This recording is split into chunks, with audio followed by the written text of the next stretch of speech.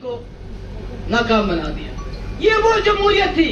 और जब इंदिरा जी नाकाम होगी उसके बाद मुरारजी देसाई आ गए, इंदिरा जी ने उसके बाद उन्होंने इंदिरा जी को जेल में नहीं डाला। डॉक्टर मनमोहन सिंह आए, जवाहरलाल नेहरू आए, वाजपेयी जी आए, मगर किसी ने दूसरे अपोनेंट को जेल में नहीं डाला। ये तो हमारी रिवायत नहीं थी, ये तो पाकिस्तान में होता था, हमसाया मुल्क में होता था। ये तो वहां हुआ जब जियाउल हक आया, उसने मजहब के जिन, नफरत के जिन को बोतल से निकाला। जिन मदरसों में तालीम हो तुमको, क्योंकि अगर आप देखेंगे जब भी वहां कोई सरकार आती है अपोनेंट को कुछ ना कुछ वो करती है, मगर यहां इस मुल्क के अंदर ये आज तक कभी नहीं हुआ था। क्या आप अपोजिशन को जेल में डाल देते हो, उनका मुकाबला नहीं करते हो? अरे democracy is a battle of ideas, यानी ख्यालात की जंग होती है। आपका अपना ख्याल, मेरा अपना ख्याल, फिर लोगों पे फैसला डालो। इन्होंने फैसला डाला है ईडी पे, सीबीआई पे, एनआईए पे। तो फैसला, या कोई ऐसी जुडिशरी जो गुजरात में हो, दूसरी जगह पे हो, उन पे फैसला डालते हैं। वो क्या फैसला देते हैं उसके बारे में मुझे कुछ नहीं कहना है। सुप्रीम कोर्ट ऑलरेडी बहुत कुछ कह चुका है। इसलिए मेरी गुजारिश है, अगर आप भ्रष्टाचार की बात करते हो तो फिर जिनको आप भ्रष्टाचारी कहते हो उनको अपनी पार्टी में क्यों मिलाते हो? जम्मू के लोगों, आपके सामने मैं भी हूं, आपके सामने मुझे ये बताइए, जो इनके लोग हैं जो 2015 से पहले मिनिस्टर नहीं थे, एमएलए नहीं थे, उनके पास उससे पहले क्या था, आज क्या है? बताइए। मैं तो, मेरा बाप होम मिनिस्टर रहा है, टूरिज्म मिनिस्टर रहा है, चीफ मिनिस्टर रहा, मैं भी चीफ मिनिस्टर रही। अगर मैं जम्मू में, क्या कश्मीर में अपना घर नहीं खरीद सकती तो इनके पास इतने बड़े बंगलोज कैसे आ गए? बीजेपी के पास हर डिस्ट्रिक्ट में करोड़ों रुपए का दफ्तर कहां से आ गया? कहां से आ गया? ये आपका पैसा है, ये भ्रष्टाचार का पैसा है, ये रफाई का पैसा है, ये जो अमेरिका से ड्रोन खरीदने वाले हैं उसका पैसा है, ये आपके टैक्स का पैसा है जो ये खर्च करते हैं एमएलए और एमपीज को खरीदने के लिए, सरकारें गिराने के लिए। आपको सोचना पड़ेगा। मैं कोई कांग्रेसी वकालत नहीं हूं यहाँ पर, मैंने पहले भी कहा कांग्रेस ने भी बड़ी गलतियां की होंगी, मगर उन्होंने मुल्क को संभाल के रखा, टूटने नहीं दिया। उन्होंने हमसाया मुल्क में गड़बड़ हुई उसको तोड़ा, पर अपने मुल्क को तोड़ने नहीं दिया।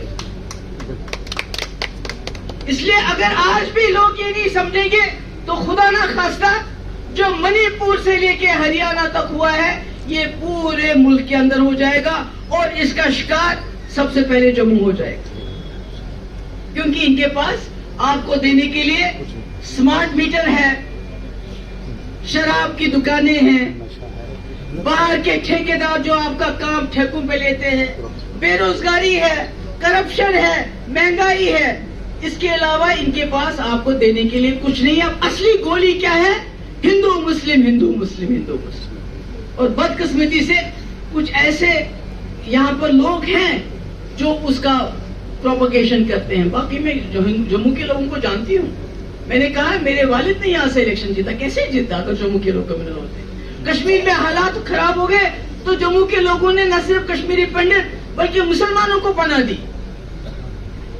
मगर पता नहीं क्या हो जाता है, भाइयों बहनों, औरंगजेब हो, बाबर हो, समझ नहीं आता, ये मुझे समझ नहीं आता। और सबसे बड़ी बदकिस्मती जो है वो ये है कि हमारा मीडिया, मेन स्ट्रीम मीडिया, अब तो यूट्यूब पे भी चले गए ये लोग।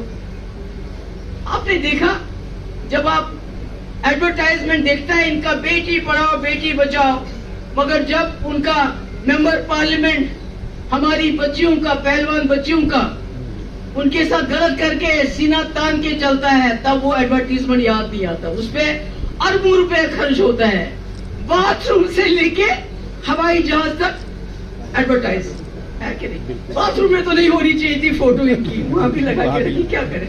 ये बड़ी मुसीबत। मेरे कहने का मकसद है जो मीडिया है जो वॉचडॉग होता है, जिसका काम होता है नजर रखना। अन्ना हजारिया कभी कामयाब नहीं होता अगर मीडिया उसका साथ नहीं देता। राहुल ने इतनी बड़ी यात्रा चलाई, मेन स्ट्रीम मीडिया कहीं नहीं था, आज भी मेन स्ट्रीम गायब। क्यों? क्योंकि जो बड़े बड़े उद्योगपति है, ये मीडिया सब उनका है। इनको तनख्वाह से काम, बेचारों को ये क्या करेंगे? इनको वहीं से डायरेक्शन मिलती है कि शाम को 9 बजे हिंदू मुस्लिम, इसके बगैर कुछ नहीं करता है। कुछ मुसलमान किराएदार रखे हैं इन्होंने, दाढ़ी वाले, और कुछ हिंदू लोग जो आपस में टीवी पे झगड़ा करवाते हैं। वो कोई मुसलमान मौलवी मुसलमान नहीं होता है, और वो कोई हिंदू मेरा हिंदू नहीं होता, जो वहां पर वो सिर्फ पैसा लेके टीवी पे बैठते हैं लड़ाने के लिए, लोगों के ऊपर जहर डालने के लिए। इसलिए मैं अपने वर्करों को, आपको मैं कहां से जबान लाऊं, मैं आपका शुक्रिया अदा करूं। इन मुश्किल हालात में, कश्मीर में तो सही, मगर जम्मू में भी आपने इनका नाक में दम करके रखा कि इनको आपको बंद करना पड़ा अंदर। डेमोक्रेटिक पार्टी जिंदाबाद। मैडम महबूबा आगे चलो, हम तुम्हारे साथ हैं। मेरा ये है कि लोकल बॉडीज के इलेक्शन आने वाले हैं, पंचायत के इलेक्शन आने वाले हैं। आप जीतो या हारो, मगर मैं चाहती हूँ मेरा वर्कर मैदान में जाना चाहिए। जो भी जीत के आएगा वो पूरे अपने इलाके के काम कर सकता है।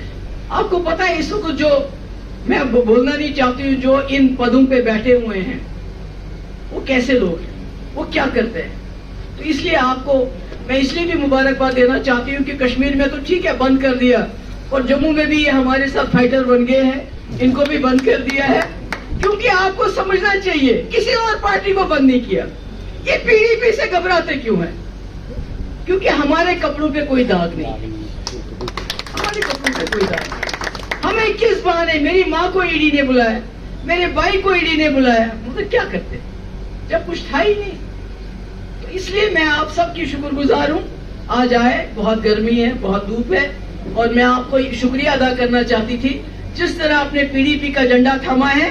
लोगों में जाओ, जो मैंने बातें कही खुल के करो, उनको बोलो। एक तरफ से ये कहते हैं परिवारवाद, जवाहरलाल नेहरू परिवारवाद, इंदिरा गांधी परिवारवाद, राजीव गांधी परिवारवाद, दूसरी तरफ से बलात्कारवाद, उसमें चिन्मैया हो, कुलदीप सिंह हो, उसमें राम रहीम हो, उसमें जो इनका इस वक्त बेल पे घूम रहा है, वो उसका मैं नाम नहीं लेना चाहती, जिसने पहलवान बच्चों के साथ ज्यादती की। तो लोगों को कहना चाहिए आप चुनो, आप नेहरू गांधी वैसा कांग्रेस परिवारवाद चुनना चाहते हो या बलात्कारवाद चुनना चाहते हो। मगर आज वो लद्दाख के लोग सर पे उस तरफ कर, मेरे आंखों में जो है झंडा लेके हाथ खड़े हैं कि हम बाहर के किसी को यहाँ होटल बनाने नहीं देंगे, बाहर के किसी को आने नहीं देंगे।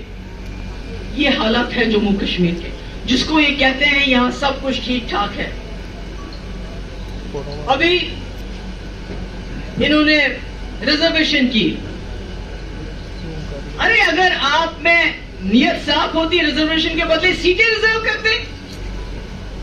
अगर आरसपोरा के लोगों ने मुफ्ती साहब के लिए वोट डाला, कश्मीर में कश्मीरियों ने फोतेदार साहब के लिए वोट डाला, आपने मनलाल कौल के लिए वोट डाला, कश्मीरी मुसलमान ने, आपने टीपीदर के लिए वोट डाला, आपने प्यारलाल हुंडू के लिए वोट डाला, कश्मीरी मुसलमानों ने उनको एमएलए बनाया। आज कश्मीर में हमारे पंडित भाइयों के लिए 2 सीटें रिजर्व करते, जम्मू में रिफ्यूजीज के लिए 1 करते, कश्मीर में हमारे सरदार जो वहां रहे, जिन्होंने कश्मीर नहीं छोड़ा, उनके लिए 1 करते, हम वोट डालते उनके लिए। मगर नहीं, क्या किया, इसको भी अपनी जेब में रखा, ताकि जो इनकी अपनी थिंकिंग के जैसा होगा अपनी जेब से निकाल के उसी को लाएंगे, जो इनकी तरह जहर बटोरेगा, जो मुसलमान को हिंदू से लड़ाएगा, ब्राह्मण को शेड्यूल कास्ट से लड़ाएगा, पहाड़ी को गुज्जर से लड़ाएगा, यहां तक कि अब जो जम्मू में रिक्शा वालों को भी आपस में लड़ा रहे हैं। सही है, सही है ना? दे रहा है, आंखें से दूर रखा, दे रहे हो कि नहीं दे रहे हो? पूरा आंखों में तो पीछे बनना। तो मेरा कहने का मकसद है, मुझे मालूम है जम्मू वालों आपको हमारे बारे में रिजर्वेशन है, आप समझते हैं हम पता नहीं क्या है, कहां से आए हैं। मुस्तकबिल के बारे में सोचो। इन्होंने पूरे मुल्क को बर्बाद कर दिया। जो जवाहरलाल नेहरू ने बनाए थे इंस्टीट्यूशंस, इन्होंने एयरपोर्ट भेजा, LIC भेजा, रेलवे भेजा, सब कुछ भेज दिया इन्होंने, कुछ नया नहीं बनाया। मगर आप सोचो कि ये जम्मू कश्मीर को पूरे मुल्क में बेचते हैं, तब जाके वोट लेते हैं।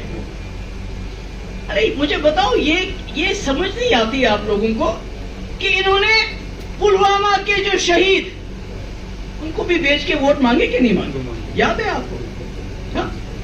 उसके बाद मुझे बताइए, वो तो उसके बारे में पुलवामा में क्या हुआ वो मैं नहीं बोलूंगी, वो सतपाल मलिक बहुत अच्छी तरह बोलते हैं। उसके बाद बालाकोट हुआ, उस पे भी वोट ले लिए। अरे इंदिरा जी ने तो बांग्लादेश बनाया, पर कभी उसने उन अपने शहीदों पे वोट नहीं मांगे, बांग्लादेश पे वोट नहीं मांगे। कभी उसने नहीं रखा कि आपको एक वोट डालना है उस जवान के लिए जिसने शहादत दी पुलवामा में। उसने तो नहीं कहा है। She did not say that.